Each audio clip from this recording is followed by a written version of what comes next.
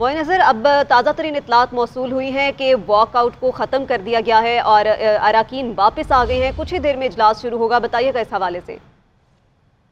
Committee गई थी, उनके अरकान जो है उन्होंने उनकी बातचीत सुनी है। सुन्नी इत्तेहाद कौंसिल के उनके जो तहफ़्फ़ुज़ात थे उनको दूर करने की यकीन दहानी कराई है। उनको ये श्योरिटी दी है कि जो अगर वो जो समझते हैं कि जी हाउस की कार्रवाई में को बात करना चाहते हैं, क्योंकि उन्होंने बताया है कि उनकी अभी तक जो है मखसूस रिश्तों पे नोटिफिकेशन नहीं हुआ। जो है उनके जो नामजद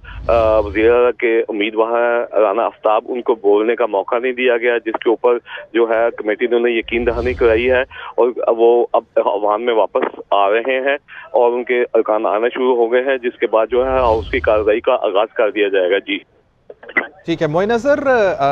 पहले इजलास से पहले सुन्नी इत्तेहाद काउंसिल के नामजद वज़ीर आला राना आफ्ताब की जानिब से कहा गया था कि हमारे पास नंबर गेम भी है और हम आज एक सरप्राइज देना चाह रहे हैं। आज आप देखेंगे कि हम सरप्राइज देंगे। क्या इसी तरह का सरप्राइज था? जी, वो सरप्राइज भी उन्होंने जब हमसे चिट चैट की थी, जब अपने कागजात जब करवाने आए थे, उस चिट चैट में उन्होंने बताया था कि हम सरप्राइज देंगे। तो हम स्पीकर और डिप्टी स्पीकर के अगर इंतखाब को देखें तो उसमें जो है नंबर उसमें जो है मुस्लिम लीग नून उनकी इत्तेहादी जमातों के पास वो नंबर गेम ज्यादा है और उस नंबर गेम के होते हुए किसी किस्म का को जो सरप्राइज या जिसे कहते हैं वो मुमकिन तो नहीं है, मगर चूंकि वो एक सियासतदान है, वो अपनी पार्टी को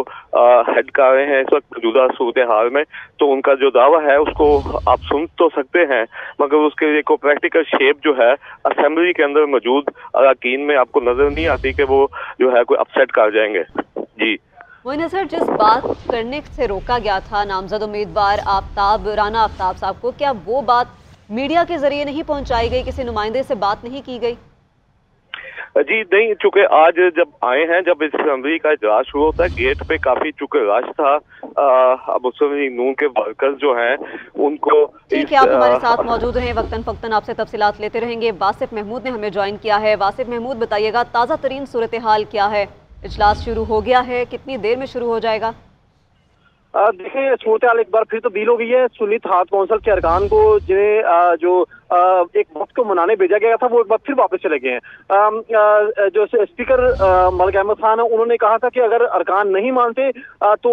जो लीगी इत्तेहाद के लोग हैं वो वापस अंदर आए और दरवाजे। जिस तरीके से नामजद उम्मीदवार राना आफ्ताब का तहफ़्फ़ुज़ात दूर करने की कोशिश की गई है, कहा गया है कि उनको मनाया गया है, लेकिन सबसे बड़ा तहफ़्फ़ुज़ उनका यही था कि आमरीत की बात कर रहे थे और अगर कह रहे थे कि अगर खुफिया राय शुमारी से वोटिंग होती तो मैं वज़ीर आला होता।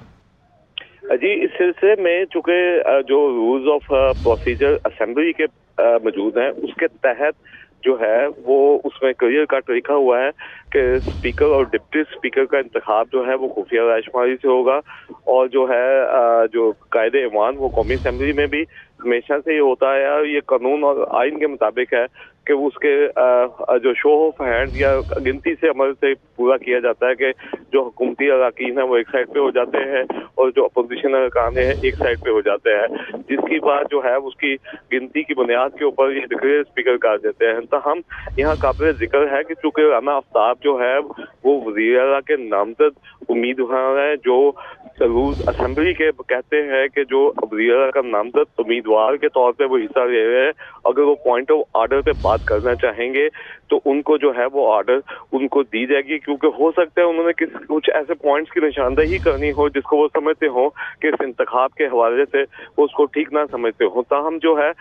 वो हुकूमती बेंचों की तरफ से बनाने की कोशिश की जा रही है, मगर इसके पॉलिटिकल इम्पैक्ट, जैसे कि मैंने आपको पहले बताया था कि सुन्नी इत्तेहाद कौंसिल के जो अरकान से मेरी बात हुई थी, वो कहते थे कि जब तक हमें मैंडेट के हवाले से या इलेक्शन बेज़ाब्तियों के हवाले से तहफ़्फ़ुज़ात हैं, हम वैलिडेट नहीं करेंगे कि वो मुस्लिम लीग नून या उनकी इत्तेहादी जमातें जिनके लिए मैंडेट हमारा चोरी किया गया है या जिसके लिए उनको फायदा पहुंचाया गया है कि हम उस इंतखाब में हिस्सा लेके सियासी तौर पे उनको वैलिडेट नहीं करेंगे। हम अपना जमहूरी आईनी हक जो है वो इस्तेमाल करेंगे और उसको किसी किस्म की बदतमीजी से लिंक नहीं करेंगे, क्योंकि जो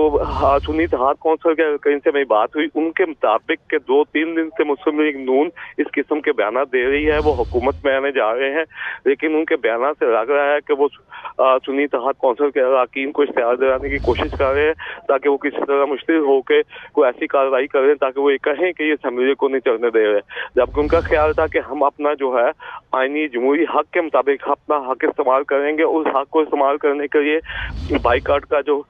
फैसला है, उनके मुताबिक जब तक उनके नामजद वज़ीर के उम्मीदवार को पॉइंट ऑफ ऑर्डर से बोलने नहीं दिया जाएगा, वो उस वक्त तक ऐवान में नहीं आएंगे। और जब नहीं आएंगे तो इस स्पीकर का इख्तियार है कि वो किसी रुकन को किसी वक्त भी चाहे पॉइंट ऑफ ऑर्डर पे बोलने दे जाए। इस पर आईनी कानूनी कोई कदगन नहीं है, ताहम जो है वो रूल्स ऑफ प्रोसीजर के तहत वो बोलने की इजाज़त हो सकती है। जी ठीक है मोइन अज़हर, ये बताइएगा कि जो हुकूमती वफ़द गया था उनकी जो गुफ्तगू हुई सुन्नी इत्तेहाद कौंसिल के अरकान से, क्या ऐसी चीज़ थी, क्या ऐसी बात थी जिसके ऊपर एग्री किया गया कि आप जान सकें? उसमें उनका 2 मैंने आपको बताया है मुतालबे थे। एक, पहले दिन से वो कह रहे हैं कि उनकी जो मखसूस नशिस्तें हैं ख़वातीन की और अक़लियतों की, उसका नोटिफिकेशन अभी जारी नहीं हुआ। उनका ख्याल है कि हाउस चूँकि मुकम्मल नहीं है और हाउस के नामुकम्मल होने की सूरत में जो है